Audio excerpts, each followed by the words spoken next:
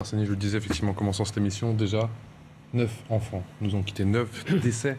Alors parfois, on l'a dit, ce sont des meurtres, des assassinats, parfois ce sont aussi des suicides, il ne faut pas l'oublier. On peut contrer ce phénomène ? Écoutez Patrice, on commence par où ? On était déjà sur votre plateau en début d'année lorsque nous avons eu des faits similaires en Essonne par exemple, où nous avons eu des rixes entre bandes avec la mort d'adolescents ou des blessures graves d'adolescents, donc souvent des faits intra-adolescents, entre adolescents, donc toujours un peu plus jeunes.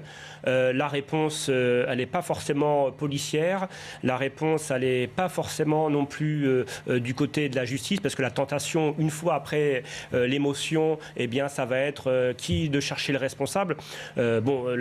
Chercher un bouc émissaire sur une montée de la violence, on l'a dit plusieurs fois, le président de la République l'a dit, le Premier ministre l'a dit récemment, on a une montée de la violence en France, pour ceux qui étaient encore sur une autre planète et qui sont encore sur des vieilles lunes. Alors, oui, la violence est partout. Qui peut repérer justement ces signaux sur les réseaux sociaux ? C'est aux parents de le faire. C'est compliqué parce qu'on a créé des numéros verts, par exemple, on a créé des numéros verts pour signaler des faits de harcèlement. Il y a eu des actions quand même de l'État. Moi, je ne suis pas là le porte-parole du ministère de la Justice, de l'Intérieur ou de l'Éducation nationale, mais il y a quand même eu des actions de fait. Après, je ne veux pas être fataliste, mais est-ce qu'on peut éviter une réitération de ce fait-là ? Je crois que c'est la violence, en effet, il faut que tout le monde travaille dessus, à l'école, dans les familles.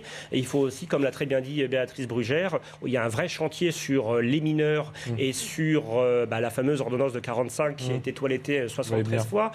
Mais aujourd'hui, il va falloir un véritable chantier sur qu'est-ce qu'on fait des mineurs, auteurs et victimes, et comment on peut les dissuader d'en venir aux mains, voire aux armes. Sur ce passage à l'acte. Oui, il faut toujours se méfier des fausses bonnes idées, à savoir en effet de vouloir créer dans l'urgence, ou même pas dans l'urgence, une nouvelle incrimination, une nouvelle infraction. Surtout qu'il il faut bien se dire qu'on est dans une population de mineurs et que les mineurs en France, leur premier sentiment lorsqu'ils ont un souci entre eux, c'est pas d'aller se dire « Allez, je vais aller déposer plainte parce que je sais que le délit de harcèlement existe ». On est encore dans une tranche d'âge où on va aller se retrouver devant un centre commercial, on va aller se retrouver à la sortie de l'école, on va aller se retrouver quelque part. Et donc la première idée serait de revenir, on va les judiciariser, et il faut déjà aussi rappeler que le harcèlement moral existe déjà en France, il n'y a pas besoin d'inventer le fil à couper le beurre. Donc il faut vraiment se méfier de ce millefeuille législatif, mais vous l'avez très bien dit en ouverture, la tentation c'est toujours réagir à un fait divers par une loi. Non, il faut déjà évaluer les lois qui existent, parce que c'est aussi le gros problème de la France, pas que sur ce domaine-là, mais on n'évalue pas ce qui fonctionne et ce qui ne fonctionne pas. Et puis on est dans une espèce comme ça de logorée juridique, et puis ça s'empile gentiment, mais ça, la preuve, si ça avait jusqu'à présent solutionné des problèmes, non, il faut analyser calmement. Alors c'est vrai que c'est compliqué de dire ça, mais il faut analyser à froid, et puis voir ce qu'on peut faire déjà, parce que déjà dans les circulaires pénales, déjà dans la politique pénale, il y a moyen de renforcer des choses sans passer par une nouvelle loi. On en parlera. Vous êtes d'accord avec ça, effectivement, Madame Brugère ? Oui, l'arsenal législatif est complet, on a tout ce qu'il faut ? Alors, on peut toujours améliorer, hein. Comme vient de dire mon voisin très justement, il faudrait déjà faire un état des lieux et un bilan de ce qu'on n'utilise pas et qu'on a déjà, parce que ça, c'est quand même nos grands défauts. Arsène, si on prend un peu de recul, au final, cette histoire, est-ce que ce n'est pas une affaire de gros sous ? Vous manquez d'argent, vous manquez de moyens. Vous manquez d'argent, vous manquez de moyens.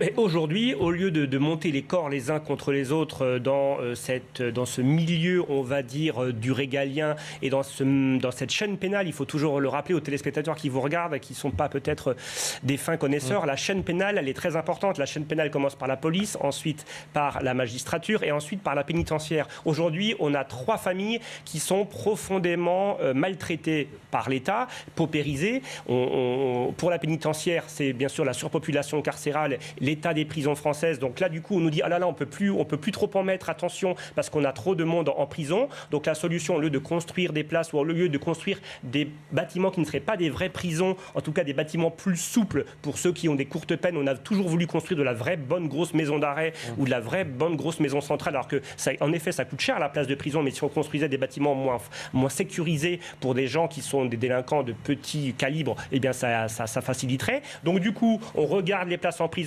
pour certains magistrats du siège en disant là on est un peu bloqué, on va essayer de faire des peines alternatives à la prison. Et puis au niveau police, eh bien, quand on traite les affaires des victimes, les victimes aspirent que les mises en cause aillent souvent en prison quand ils ont commis des faits graves. Et puis nous on essaye de faire déférer les mises en cause, mais en justice Ils sont aussi limités par les audiences en comparution immédiate parce qu'ils n'ont que 6 à 8 dossiers à présenter chaque jour dans les tribunaux de grande instance de France.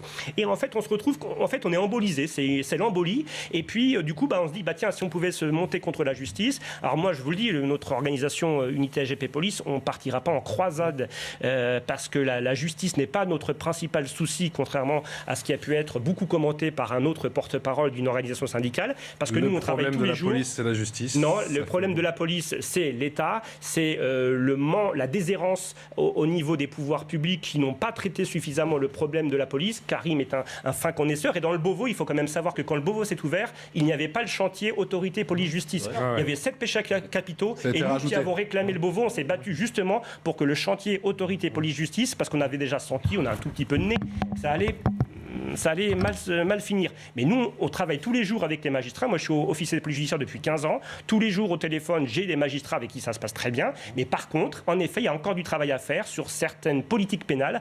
Parce qu'aujourd'hui, les juges ne font pas la loi. C'est pour ça que nous étions à l'Assemblée. Vous devriez aller jeudi prochain à une grosse réunion avec Éric Dupond-Moretti et Gérald Darmanin. J'ai l'impression que il y sera effectivement François Bersali, mais pas vous. Effectivement, j'ai l'impression que c'est justement ça pourrait être très constructif. Non seulement on n'est pas invité, mais on n'est pas consulté. Et c'est ce que dit aussi la Tribune sur les projets de loi qui arrivent et qui sont quand même des projets de loi sur lesquels on aurait eu des choses à dire.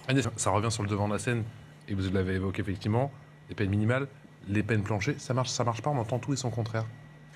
Alors, peut-être pas être d'accord. Non, mais Madame Évrard, pas relancer le débat, Madame Évrard parlait justement des peines planchées à l'époque de Nicolas Sarkozy, sauf que quand ce dispositif a été créé, on a tout de suite, c'est la spécialité française, on crée une loi et puis tout de suite on crée ces exceptions. Ouais. Donc à l'époque, on avait dit, mais vous ne vous inquiétez pas, vous pourrez mettre l'exception, et on avait 80% des magistrats qui donc utilisaient l'exception. Et elles ont été évaluées, pardon monsieur.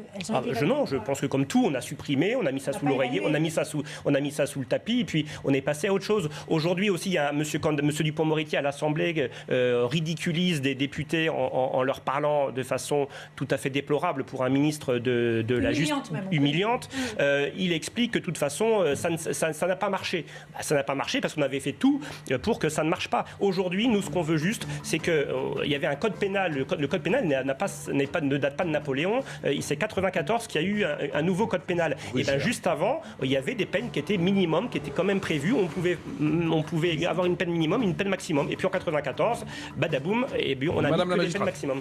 Oui, alors je ne vais pas tout reprendre. En réalité, aujourd'hui, notre droit ne nous permet pas d'avoir des peines automatiques. Il faut toujours une dérogation, sinon c'est censuré par le Conseil constitutionnel. Donc ça, c'est l'état du droit. Donc c'est vrai que les peines planchées, telles qu'elles avaient été faites, permettaient une dérogation. Ce que je voudrais dire, c'est qu'en fait, en réalité, la vraie demande aujourd'hui, quelle que soit la peine prononcée, c'est qu'elle soit effectuée dans des brefs délais et pas de manière symbolique. Et c'est ça, en fait, la demande, je crois, qui est la première demande des policiers, mais de tous les citoyens. Qui fait du bien ce débat? Merci à tous les quatre.